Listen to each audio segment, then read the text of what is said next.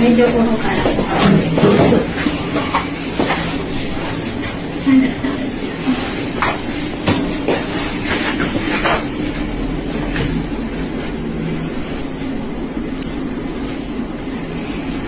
Pwede yun, nahin yung puting buhok. Baka maubos, sir. Pero wala ka naman pong puting buhok po. Dahil. Ah,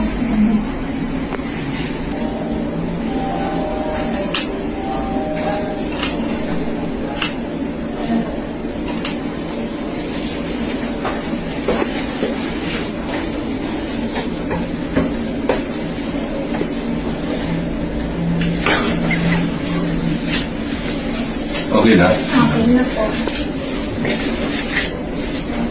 Going to have to deal with. So,